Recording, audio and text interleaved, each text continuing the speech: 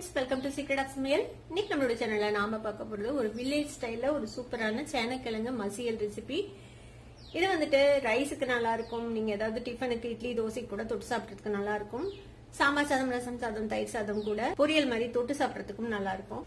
ஒரு pressure cooker எடுத்துக்கோங்க. இதுல கொஞ்சமா தண்ணி விட்டு வச்சிருக்கேன். இதுல வந்துட்டு ஒரு 1/4 கிலோ அளவுக்கு சேனக்கிழங்க இந்த மாதிரி துண்டுகளா நறுக்கி வச்சிருக்கேன், தோல் சீவிட்டு. இப்போ இதை வந்துட்டு இதுல போட்டுக்கலாம். சேனக்கிழங்கு முழுகி கொஞ்சம் மேல தண்ணி இருக்கிற மாதிரி பாத்துக்கோங்க. கொஞ்சமா உப்பு சேர்த்திக்கலாம். ஒரு சின்ன துண்டு புளியும் இது கூட சேர்த்து வேக வச்சுக்கலாம். இது ஏதாவது அந்த தொண்டையை கரகரன்னு பண்ணும்ல, அந்த மாதிரி இல்லாம இருக்கிறதுக்காக. இப்ப இதை வந்துட்டு ஒரு 2 விசிலுக்கு நம்ம ப்ரெஷர் குக் பண்ணிக்க போறோம். 2 விசில் விட்டு எடுத்தாச்சு. இப்ப பாத்தீங்கன்னா தெரியும், நல்லா வெந்துருச்சு, நல்லா சாஃப்டா வெந்துருச்சு. இப்ப இதை இந்த தண்ணியை வடிகட்டிடலாம். நம்ம ஒரு வடச்சட்டி அடுப்புல வச்சிருக்கேன். இதுல வந்து கொஞ்சமா எண்ணெய் விட்டுக்கலாம். எண்ணெய் சூடாயிடுச்சு. கொஞ்சமா கடுகு சேர்த்திக்கலாம்.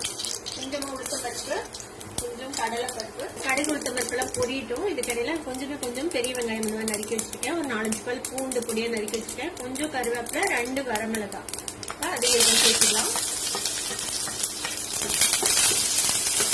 கூடவே கொஞ்சமா பெருங்காயத்தூள் சேர்த்திக்கலாம்.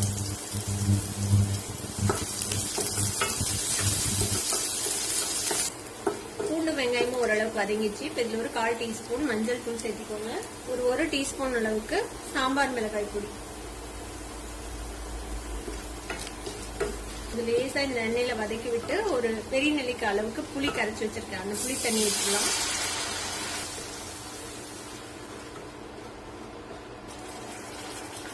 புளி நல்லா 2-3 கொதி வந்துச்சு. கொஞ்சம் பச்சை வாசனை போயிடுச்சு. இப்ப இந்த ஸ்டேஜ்ல நம்ம வேக வச்சு வச்சிருக்கிற இந்த சேனக்கிழங்கு இருக்குதுல, அதை சேர்த்திக்கலாம்.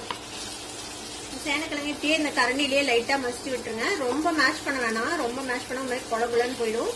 இந்த மாதிரி லைட்டா கரண்டிலேயே இப்படியே மசிச்சு விட்டுருங்க.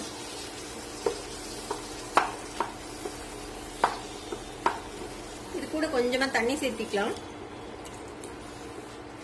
முதல்ல கொஞ்சமா காய் வேக வைக்கும் போது உப்பு சேர்த்தணும். இப்ப இந்த கிரேவிக்கு தேவையான அளவுக்கு உப்பு சேர்த்திக்கலாம். இப்போ இதுல கொஞ்சமா நம்ம நல்லெண்ணெய் சேர்த்திக்கலாம். ஒரு டேபிள் ஸ்பூன் அளவுக்கு நல்லெண்ணெய். இப்போ இதை மூடி போட்டு ஒரு 2 நிமிஷம் மட்டும் இப்படி மீடியம் ஃப்ளேம்ல கொதிக்க விடலாம். ஒரு 2-3 நிமிஷம் நல்லா கொதிச்சிருக்குது. ஓபன் பண்ணி பார்க்கலாம். பாருங்க, நல்லா எண்ணெய் பிரிஞ்சு நம்மளோட சேனக்கிழங்கு மசியல் சூப்பரா ரெடி ஆயிடுச்சு. இப்போ இது கூட மேல கொஞ்சமா கருவேப்பிலை ஃப்ரெஷ்ஷா போட்டுக்கலாம். அவ்வளவுதான், அடுப்பை ஆஃப் பண்ணிடலாம்.